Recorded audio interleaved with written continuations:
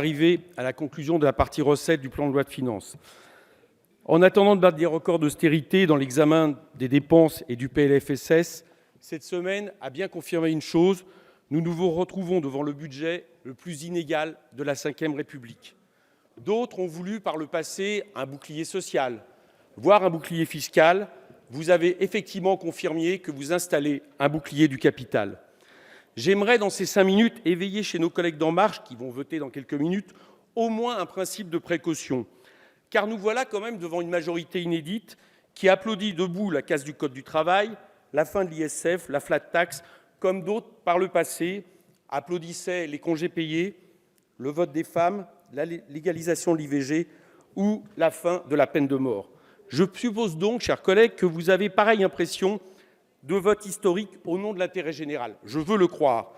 Pensez-vous à votre tour, dans vos circonscriptions, être accueillis par des hurrahs, des applaudissements, des manifestations d'allégresse? Car enfin, le résumé de cette semaine est sans ambiguïté. 9 milliards donnés aux plus riches, détenteurs du capital, des miettes pour 9 millions de pauvres, une baisse du pouvoir d'achat pour le reste. Reprenons donc le pari pascalien que vous avez fait, que vous avez exposé, Monsieur le ministre. Ces 9 milliards, donnés sans aucune contrepartie concrète, produiraient un investissement productif. Nous avons été beaucoup à vous demander, mais comment allez-vous faire? Nous avons reçu à un moment donné une réponse, le bon sens. Ignorez-vous à ce point l'histoire, chers collègues, Monsieur le ministre, pour ne pas savoir que pas une fois le capitalisme ne s'est régulé, gendarmé, a été contraint à des compromis sans justement contraintes exercées par les pouvoirs publics, voire même par des événements historiques, que ce soit celles de mouvements sociaux ou de circonstances exceptionnelles et civilisationnelles. New Deal, 36, la libération. Au final, ces 9 milliards ont toutes les chances d'alimenter encore un peu plus la rente, celle-là même au nom des intérêts de laquelle s'exerce toute la pression vers le bas sur les productifs de ce pays, que ce soit les TPE-PME, que ce soit les salariés, que ce soit les artisans ou les agriculteurs. Car nous allons tous la payer.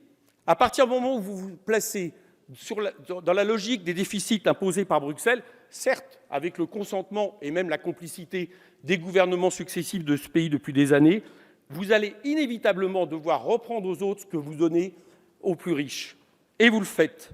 Vous le faites car, en plus de ça, vous avez ignoré tous les amendements qui visaient à amenuiser les niches fiscales dont chacun s'accorde à dénoncer le scandale.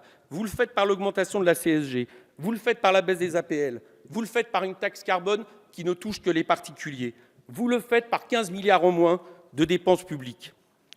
Cette politique, en réalité, enrichit les plus riches et le capital, appauvrit l'État, désintègre la dimension redistributive de l'impôt, qui est la base du consentement républicain à celui-ci. En quelques mois, vous incarnez la marche arrière vers le XIXe siècle, celle du travail à la tâche, que vous avez accru encore avec l'idée de multiplier par 2 le plafonnement des auto-entrepreneurs, qui s'ajoute aux ordonnances, qui s'ajoute à ces fameuses directives sur les travailleurs détachés dont vous vous enorgueillissez alors que vous légitimez le dumping interne, et qui font de Mme Pénicaud la ministre la plus antisociale de la Ve République, mais aussi de la plus appréciée du MEDEF. À ce monde de la concurrence, de la dérégulation et de l'austérité, plus que jamais, nous répondons par l'avenir en commun, celle de la taxe différentielle, celle d'un impôt sur le revenu sur 14 tranches qui verrait les plus riches de nos concitoyens, ceux qui gagnent au-dessus de 400 000 €, eh bien, imposés à 90% de leurs revenus. Celle de la taxation de ceux dont la richesse alourdit la cordée collective que le peuple de la France, assure. Je peux parler de ceux qui font de leur richesse sur le capital leur seul motif de fierté. Celle de la baisse de la TVA qui, comme chacun sait, pèse plus sur les revenus les plus modestes, 2 fois plus que sur les revenus les plus riches. Le 2 novembre, nous proposerons pour cela un contre-budget qui montrera qu'il y a un autre avenir, une autre possibilité pour ce pays que ce budget de l'austérité et de l'inégalité sur lequel nous voterons contre, car il est finalement celui du président des ultra-riches, et c'est la logique même de ce budget. Merci. Merci, monsieur le député.